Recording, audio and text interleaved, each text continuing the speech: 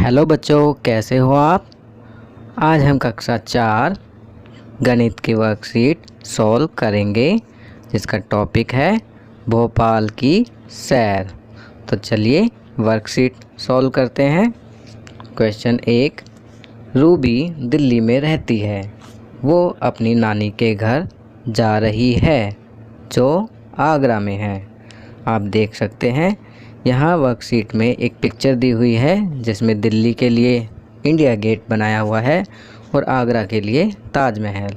इन दोनों के बीच की दूरी 221 किलोमीटर दिखाई गई है और समय, इस दूरी को पूरी करने के लिए समय 3 घंटे 45 मिनट दिया हुआ है। तो यहाँ पर लिखा है, ऊपर दिए गए चित्र को देखिए और निम्न प्रश्नों का उत्तर दीजिए। तो चलिए चित्र को देखने के बाद अब प्रश्नों के उत्तर देते हैं। पहला, आगरा दिल्ली से कितना दूर है। तो इसका उत्तर होगा 221 किलोमीटर।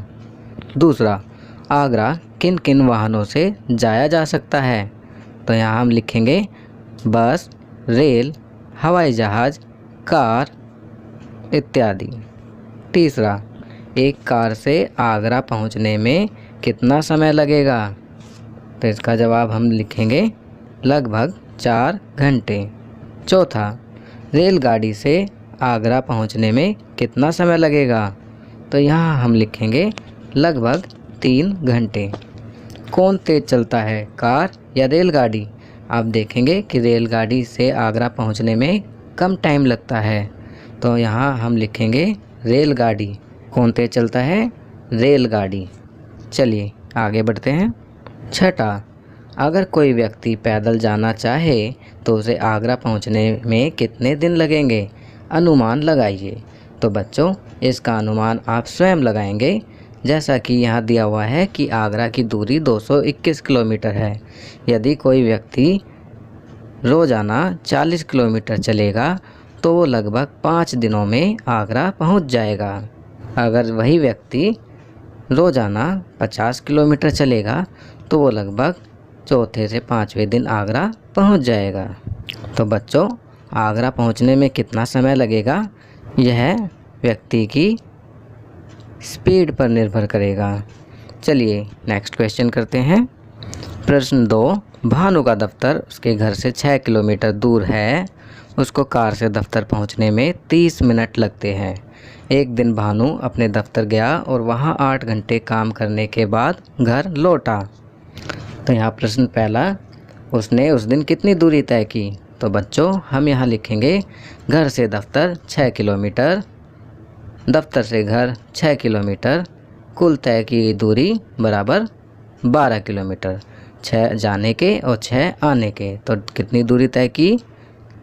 तो यहाँ पर हम लिखेंगे 12 किलोमीटर। दूसरा, आने जाने में उसे कुल कितना समय लगा। तो उसे समय लगा 60 मिनट, जो कि बराबर होता है 1 घंटे के। तो हम यहाँ लिखेंगे 60 मिनट या 1 घंटा। कैसे, घर से दफ्तर जाने में समय 30 मिनट, दफ्तर से घर आने में समय 30 मिनट। अब इन दोनों को जोड़ेंगे तो कुल समय हो जाएगा 60 मिनट। चलिए अगला प्रश्न करते हैं। प्रश्न 3, अपने परिवार के सदस्यों की उम्र बताकर इस तालिका में लिखो। आप और पंक्तियां जोड़कर इस तालिका में और भी सदस्यों को शामिल कर सकते हैं। तो बच्चों इस प्रश्न का जवाब आपको स्वयं लिखना है। अगर मैं यहाँ जवाब देता हूँ तो मैं अपने आप को आपकी कक्षा का छात्र मानकर चलूँगा और इसका जवाब इस प्रकार होगा। आप देख सकते हैं यहाँ तालिका दी हुई है। तालिका में पहले खाने में क्रम संख्या, दूसरे में परिवार के सदस्य और तीसरे में उन सदस्यों की उम्र साल में लिखनी है। तो दूसरे खाने में जो परिवार के सदस्य हैं उसमें लिखा है दादाजी, दादी जी, पिताजी, माताजी, बहन, भाई, मैं इसको और आगे बढ़ाऊंगा। इसमें 8वें नंबर पर लिखूंगा चाचा, 9वें में चाची, 10वें में चचेरा भाई। चलिए अब इनकी उम्र भी लिखते हैं। दादाजी 60 साल, दादी जी 57 साल, पिताजी 37 साल, माताजी 35 साल, बहन छोटी 7 साल, भाई बड़ा 12 साल, मैं 9 साल, चाचा 33 साल, चाची 30 साल, चचेरा भाई 6 साल।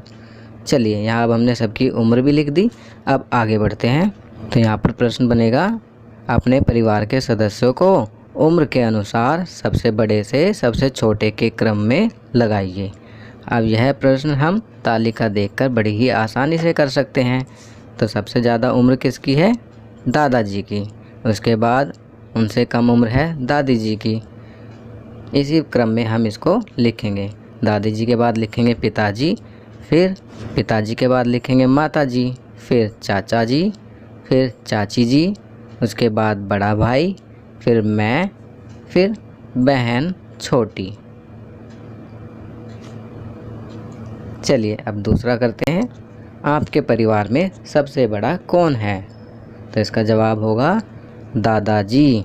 तीसरा, आपके परिवार में सबसे छोटा कौन है? तो इसका लिखेंगे चचेरा भाई, चाचा जी का बेटा। चौथा, परिवार के सबसे बड़े और सबसे छोटे सदस्यों की उम्र में कितना अंतर है? तो आप यहाँ देखेंगे दादाजी की उम्र 60 साल और चचेरे भाई की उम्र 6 साल। तो यहाँ हम 60 घटा 6 बराबर आ जाएगा 54 साल। तो सबसे बड़े और सबसे छोटे सदस्यों की उम्र में कितना अंतर है? 54 साल।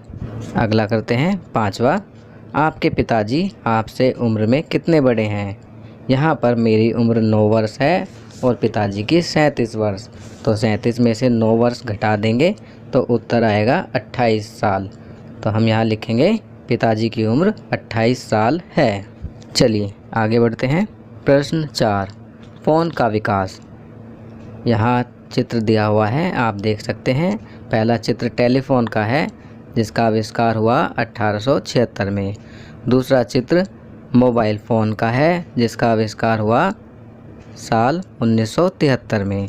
अब यहाँ कुछ प्रश्न हैं जिनके आगे खाली जगह दी हुई है, वहाँ हमें अपना जवाब लिखना है। पहला, आपने कभी इन फ़ोनों को देखा है? इसका उत्तर बच्चों आप स्वयं लिखेंगे। अगर आपने देखा है तो हाँ लिखेंगे, नहीं देखा है तो नहीं लिखेंगे। दूसरा, टेलीफोन का आविष्कार कितने साल पहले हुआ था? यहाँ हम 2020 में से 1876 को घटाएंगे तो हमारा उत्तर मिलेगा 144 साल पहले। तो यहाँ हम लिखेंगे लगभग 144 साल पहले।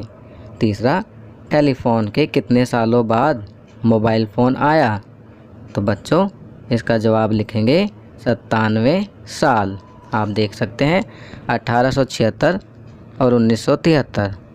तो 1973 से 1876 को घटाएंगे तो हमारा जवाब आएगा 97 साल। चलिए आगे बढ़ते हैं। मज़ेदार सवाल, अनुमान लगाओ। यहाँ अनुमान लगाने के लिए कहा गया है, पहला, एक खाली टोकरी में आप कितने अंडे रख सकते हो? तो बच्चों इसका जवाब आप स्वयं देंगे कि आपके घर में कितनी बड़ी या कितनी छोटी टोकरी है और उसमें कितने अंडे रखे जा सकते हैं। दूसरा, आप अपने घर से चांद को देख सकते हो लेकिन अपनी नानी के घर को नहीं। दूर कौन है, चांद या नानी का घर? तो इसका जवाब क्या लिखेंगे बच्चों? सोचो सोचो। हाँ, इसका जवाब लिखेंगे दूर चांद का घर है। भले ही हमें चांद दिखाई देता हो परंतु वह बहुत दूर है और उसका आकार भी बहुत बड़ा है। रास्ते में कोई रुकावट भी नहीं है, इसलिए उसे हम आसानी से देख पाते हैं। जबकि नानी का घर तो कुछ ही दूरी पर है, सैकड़ों किलोमीटर, हज़ारों किलोमीटर, परंतु वह सड़कों और गलियों में होता है तो इस कारण हम उसे नहीं देख पाते हैं। तो बच्चों तो इसका जवाब लिखेंगे चांद दूर है। तो बच्चों ये वर्कशीट यहाँ कंप्लीट होती है। अगर यह वीडियो आपको अच्छी लगी तो इसे लाइक एंड शेयर ज़रूर करें। अन्य विषयों पर बने हमारे लेटेस्ट वीडियोज़ को देखने के लिए चैनल को सब्सक्राइब करना ना भूलें और देखते रहिए हमारा channel knowledge kingdom. Thank you.